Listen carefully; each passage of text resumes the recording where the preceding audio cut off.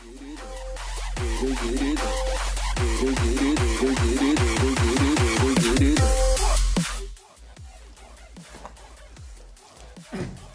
பெட்டி ஒன்று வந்து இறங்கியிருக்கு. ஜெப்ரானிக்ஸ்னுடைய சவுண்டு பார். ஸோ இன்னைக்கு இந்த பதிவில் இந்த பெட்டியை நம்ம அன்பாக்ஸ் பண்ணி இந்த ஜெப்ரானிக்ஸ் சவுண்ட் பார் எப்படி இருக்குது அப்படிங்கிறதையும் பார்த்துட்டு வந்துடுவோம். ஸோ ஆக்சுவலாக ஜெப்ரானிக்ஸ்னுடைய 2 ப்ராடக்ட் உள்ளே இருக்குதுன்னு நினைக்கிறேன். Wow, okay. ஸோ இது என்ன ஸ்பீக்கர் அப்படின்னா ZEB-Juke Bar 9001 PRO Dolby அப்படின்னு போட்டிருக்காங்க. ஸோ இது தவிர ஒரு குட்டி ப்ளூடூத் இயர்ஃபோன் வேறு இருக்குது.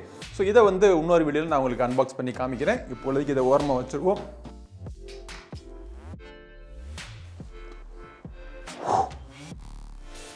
ஸோ இந்த பக்கம் சப்வூஃபர் வச்சுருக்காங்கன்னு நினைக்கிறேன். முன்னாடி ஹிருத்திக் ரோஷன் இருக்கார். அப்புறம் கீழே வந்து சவுண்ட் பார் இருக்குன்னு நினைக்கிறேன். ஸோ இப்போ இதுக்கு பின்னாடி பல விஷயங்கள் போட்டிருக்காங்க. ஸோ இந்த சவுண்ட் பாரில் ப்ளூடூத் இருக்குது, யூஎஸ்பி இருக்குது, auxiliary input, optical input, HDMI ARCக்கான இன்புட் இருக்குது. அப்புறம் ஒரு 16.51 சென்டிமீட்டர் சப்வூஃபர் கொடுத்துருக்காங்க. ரிமோட் கண்ட்ரோல், வால் மவுண்டிங் பண்ணிக்கலாம், LED டிஸ்பிளே இருக்குது, டால்பி டிஜிட்டல் ப்ளஸுக்கான சப்போர்ட் இருக்குது. இதில் ஒரு 120 வாட்டுக்கான பவர் இதில் இருக்குது. இது உள்ள இந்த சவுண்ட் பார் எப்படி இருக்குது, இந்த ஸ்பீக்கர் சப்வூஃபர்லாம் எப்படி இருக்குது அப்படிங்கிறத நம்ம பார்ப்போம்.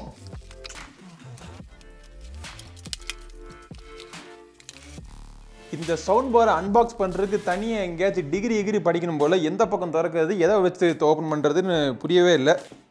அப்படியே ஹிருத்திக் ரோஷன் மாதிரி டிஜிக்னு அப்படி தள்ளனா வெளியே வந்துடும் போல். ஓகே தலைவா, உங்களுடைய டான்ஸ் ஸ்டெப்பை யூஸ் பண்ணி இதை ஓப்பன் பண்ணிட்டேன். ஆல்ரைட். ஸோ எடுத்தோடனே மேலே வந்து வால் மவுண்டிங் ப்ராக்கெட்ஸ் நீங்கள் பார்க்கலாம். ஸோ இதை நீங்கள் வால் மவுண்டிங் பண்ணணும்னு நினச்சிங்கன்னா அதுக்கான ப்ராக்கெட்ஸ் பாக்ஸுக்குள்ளே கொடுத்துட்டாங்க. இதுதான் அந்த சப்வூஃபர் வுட்டில் பண்ணது. ஒரு கவர் கொடுத்துருக்காங்க. இந்த கவருக்குள்ளே என்னென்ன இருக்குன்னா, சப்வூஃபரை எப்படி யூஸ் பண்ணுவது அப்படின்னு சொல்லி தரதுக்காக ஒரு யூசர் மேனுவல், படைய கலப்பும் சப்வூஃபர் அப்படிங்கிறதுக்காக 2 பட்டை கொடுத்துருக்காங்க, ரிமோட் கண்ட்ரோல், அந்த ரிமோட் கண்ட்ரோலுக்கு பேட்டரியும் கொடுத்துட்டாங்க. கேபிள்ஸ் என்னென்ன கேபிள்ஸ் கொடுத்துருக்காங்கன்னா, பவர் கேபிள் ஒன்று கொடுத்துருக்காங்க. ஆனால் பவர் கேபிளோட லென்த்து ரொம்ப சிறுசாக இருக்கிற மாதிரி தெரியுது. ஸோ அதுக்கு அடுத்ததாக ஒரு 3.5 mm to ஒரு RCA கேபிளுக்கான அடாப்டர் கொடுத்துருக்காங்க. வால் மவுண்டிங் பண்ணுறதுக்கான ஸ்க்ரூஸ் மற்றும் ப்ளக்ஸ். வால் மவுண்டிங் பண்ணுறதுக்கு எல் ப்ராக்கெட் கொடுத்துருக்காங்க. பட் இந்த எல் ப்ராக்கெட்டை வந்து இதில் போய் பெர்ஃபெக்டாக ஃபிட் ஆகிறதுக்கு ஒரு க்ரூவ் இல்லை, ஒரு ஸ்க்ரூ இல்லை. செவுத்தில் மாட்டுறதுக்கு இந்த பக்கம் ஸ்க்ரூ கொடுத்துருக்காங்கன்னு வச்சுங்களேன். பட் இது போய் உட்காரதுக்கு ஒரு ஸ்க்ரூ இல்லாமல் இருக்குது. சும்மா அப்படியே வைக்கணும் போல். ஸோ சும்மா வைக்கலாம். பட் ஒரு அதிர்வில் கீழே விழுந்துருச்சுன்னா என்ன செய்யறது அப்படிங்கிற ஒரு பயம் எப்பவுமே இருக்க தான் செய்யும். ஓகே, முதல்ல நம்ம சப்வூஃபரை பற்றி பார்ப்போம். ஏற்கனவே சொல்லியிருக்கேன், இது சப்வூஃபர் வந்து உடனில் பண்ணியிருக்காங்க. ஸோ இந்த சைடில் பார்த்தோம் அப்படின்னா பாசிவ் ரேடியேட்டர் கொடுத்துருக்காங்க. ஃப்ரண்ட்ல ஒரு அழகான ஒரு டோம் ஷேப் கொடுத்துருக்காங்க.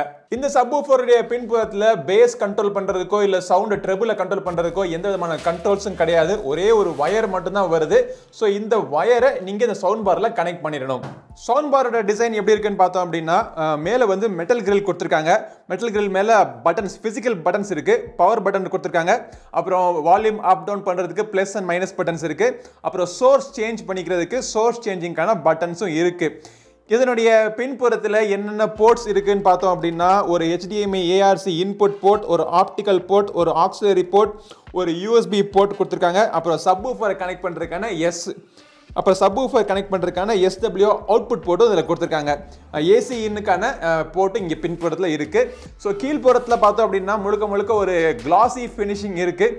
ஸோ பத்திரமா நீங்கள் வச்சுக்கணும். அட்லீஸ்ட் நீங்கள் ஃபிட் பண்ணுற வரைக்காச்சும் எதுவும் ஸ்க்ராட்ச் விடாமல் பார்த்துக்குங்க.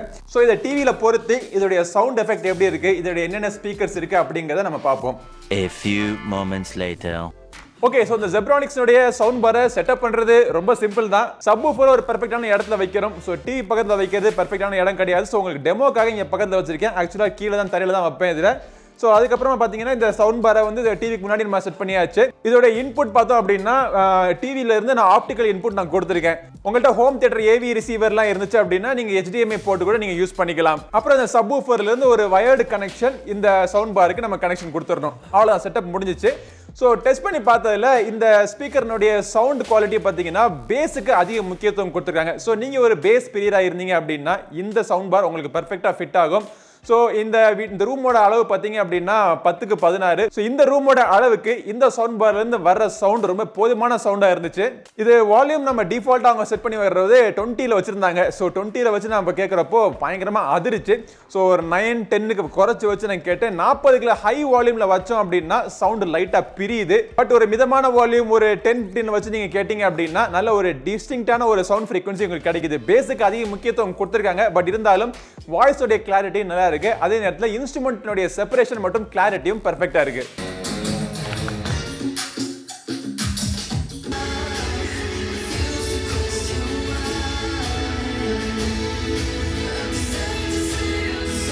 Sacred scriptures and an inescapable labyrinth of scrolls. When the monkey can't, I'm no good at running away. I'm unbeatable. I will protect you. Monkey, your hands.